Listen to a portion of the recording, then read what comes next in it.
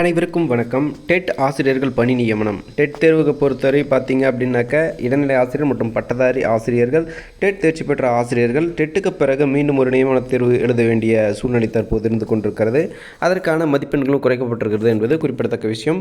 இந்த நிலையில் தொடர்ந்து கோரிக்கைகள் எழுந்திருக்கு. இந்த கோரிக்கையானது புதிய கோரிக்கை கிடையாது. பல ஆண்டுகளாக தொடர்ந்து இந்த 149 அரசை அந்த ஜிஓ ரத்து செய்ய வேண்டும். இந்த அரசாணையை ரத்து செய்துவிட்டு நேரடியாக டெட் தேர்ச்சி பெற்ற ஆசிரியர்களை பணி அமர்த்த வேண்டும்.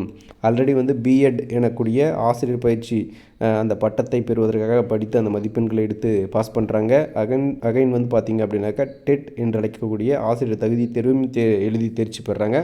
அதன் பிறகு எதற்காக மீண்டும் ஒரு தேர்வு, நியமன தேர்வு என்ற இன்னொரு தேர்வு என்ற கேள்வி தொடர்ந்து எழுந்து கொண்டிருக்கிறது என்பது குறிப்பிடத்தக்க விஷயம்.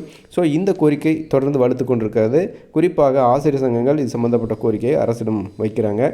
அதே மாதிரி தேர்தல் காலங்களில் இது போன்ற வாக்குறுதிகள் அளிக்கப்படுகிறது. நாங்கள் வந்தால் ரத்து செய்வோம் அப்படின்னு சொல்கிறாங்க. தேர்தல் முடிந்த பிறகு இதை அரசு மறந்து விடுகிறது.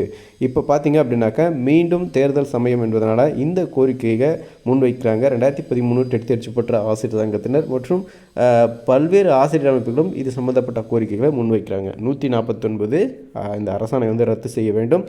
அதே மாதிரி டெட் தேர்ச்சி பெற்ற ஆசிரியர்களை பணியமர்த்த வேண்டும். டெட் தேர்ச்சி பெற்ற ஆசிரியர்கள் சீனியாரிட்டி அடிப்படையில் பணியமர்த்த வேண்டும். பொதுவாக சீனியாரிட்டி அடிப்படையில், அதாவது பாஸ் பண்ணவங்கள சீனியாரிட்டி அடிப்படையில் போஸ்டிங் போடக்கூடிய வழக்கம் என்பது பல ஆண்டுகளாக நிறுத்தி வைக்கப்பட்டிருக்கு. அதன் பிறகு டெட் அப்படின்னு இன்னொரு எக்ஸாம் வந்தது.